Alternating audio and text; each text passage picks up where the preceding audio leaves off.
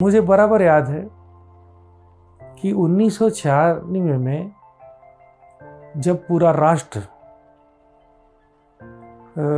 अपनी आज़ादी की जो वर्षगांठ मनाते हैं, उसी प्रकार से हमारे पास वाले राष्ट्र बांग्लादेश, जिसकी स्वतंत्रता में हमारी बड़ी अहम भूमिका रही, उन दिनों में उसको 25 साल हुए थे बांग्लादेश को, और बांग्लादेश अपनी स्वतंत्रता की 25वीं वर्षगांठ मना रहा था। और हमारे भारतीय सेनाएं भी अपने विजय के 25 वर्ष का उत्सव मना रहे थे। तब नरेंद्र भाई ने हमें बैठ के बताया कि हम इसी विषय के साथ अपने वार्षिक उत्सव को जोड़ना चाहते हैं। तो सभी नवोदित वादकों को हमने जब समाज के सामने, हमारे वालिद के सामने और हमारे विद्यालय के सभी शुभेच्छकों के सामने पेश करने का प्रोग्राम बनाया था, तो उसी से हमने विजय पर्व को जोड़ा और नरेंद्र भाई ने आके ये सुझाव दिया। उनमें आज़ादी की, बांग्लादेश के आज़ादी की बातें, हमारी सेनाओं की वीर गाथाएं, हमारे शत्रु देश कैसे दुम दबाकर भागा था, और ये सब कोई बनी बनी कहानियाँ नहीं थी, ये सब चीज़ें ऑन रिकॉर्ड है।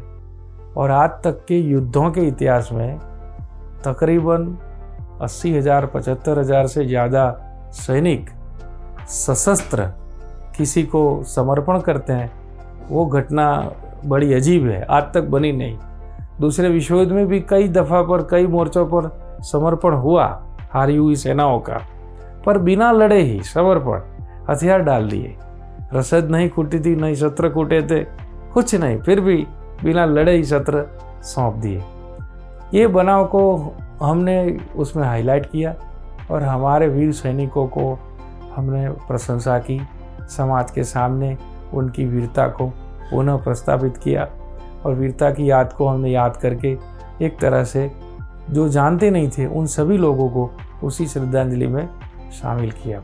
वो बोले थे कि हमारी सेनाएं लगभग 1200 की साल 12वीं सदी के बाद सतत हम युद्ध हारते आए हैं। पृथ्वीराज चौहान के समय में हमारी सेनाओं ने जो पराजय का सामना किया, तब से जाके बीच में कुछ मराठों के विजय के सिवा हमारी सेनाओं को हारने का ही मौका मिला। कितने लंबे अरसे तक हम हारते रहे। उसी समय हम मध्य पूर्व से आने वाले लोगों से हारे, मुसलमानों से हारे, मुगलों से हारे, तब तुर्कों से हारे, फिर आगे जाके कई और वंश भी आए वहीं से, उनसे भी हारते रहे। आखिरी 2 सदियों में हम यूरोप से आने वाली दूसरी व्यापारी कम्युनिटियों के साथ भी हमारे युद्ध हुए, उसमें भी हमें हार ही मिली। अंग्रेज़ों से भी हारे, फ्रेंचों से भी हारना हुआ। तो हमारी हार कहाँ तक हुई? 1965 में, 61 में, 62 में चीन ने भी हमें युद्ध में पराजित कर दिया। तो मान लो कि 600-700 साल का एक लंबा अरसा है, हम हारते ही रहे। तो 1971 का विजय का महत्व ये है कि ये विजय बहुत लंबे अरसे के बाद भारत को मिली हुई विजय है। गुजरात का ही आप स्मरण कर लें कि हमारे यहाँ साबरकांठा जिले में दड़वाव करके एक छोटा सा गांव है, ये विजयनगर के पास। वहाँ पर निहत्थे आदिवासियों पर जो चारों ओर से गोले दागे, बंदूकें चलाई, कई लोगों को मार गिराया। जलियांवाला बाग के हत्याकांड से ज़्यादा लोग 1922 में वहीं मरे थे। तब आज जैसे अखबार नहीं थे, पूरी घटना को, ये पूरी अमानुषी अत्याचार वाली पूरी घटना उन्होंने दबा दी। कहीं इसके अवशेष नजर आते हैं, पर वहीं के कहीं भी उस समय के बड़े बड़े अखबारों में इसका कोई जिक्र नहीं है। इसी प्रकार से गोविंद गुरु, हालांकि आज तो उनके नाम से एक यूनिवर्सिटी भी प्रस्तावित है, उनके नाम से एक स्मारक भी बना है, वो सब चीज़ों की शुरुआत नरेंद्र भाई ने की थी। जब राज्य सत्ता में आए तो उनके इतिहास का देखने का जो एक पहलू था, वो उनके कार्य में इस प्रकार से झलका।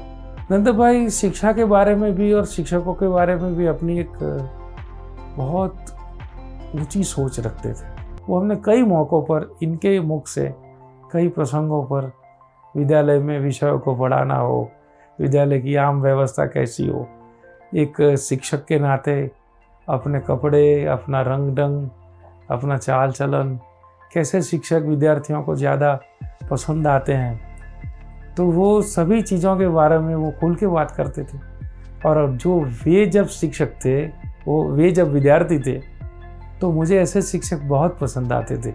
ये करके वो ऐसे गुणों का महिमा मंडन भी करते और हमें प्रेरित करते कि इस प्रकार से रहना है।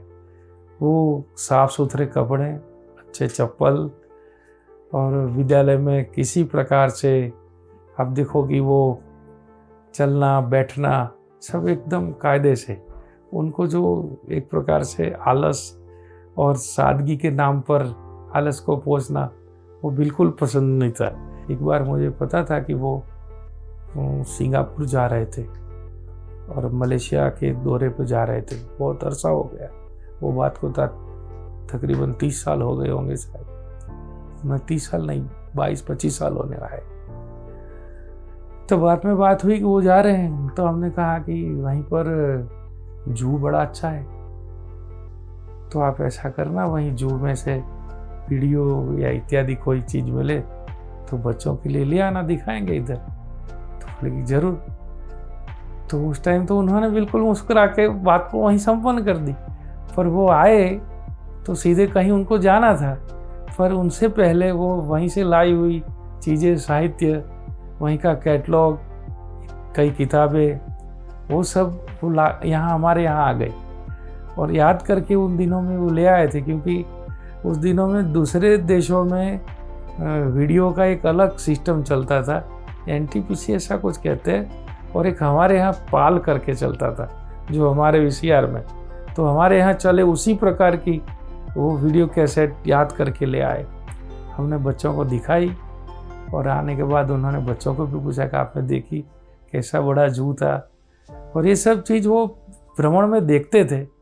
उसी चीज़ों से आज ये हमारे शायद विश्व के जो अच्छे से अच्छे प्रबंधन के साथ हुई जू है, नेचर पार्क है, वो शायद यही उनको समय मिला, उन्होंने देखा और भ्रमण का एक प्रकार से उन्होंने अभ्यास किया और वहीं से कुछ अच्छी बातें हो तो वो हमारे यहाँ, हमारे राज्य में भी जो उनके नेतृत्व में नेचर पार्क इत्यादि, स्टैच्यू ऑफ यूनिटी हुए, उसी में उसी सब चीज़ों का एक प्रकार से प्रतिबिंब है। और वहाँ नहीं है, उससे भी आगे जाए इसी चीज़ों का यहाँ उन्होंने प्रबंधन खड़ा किया।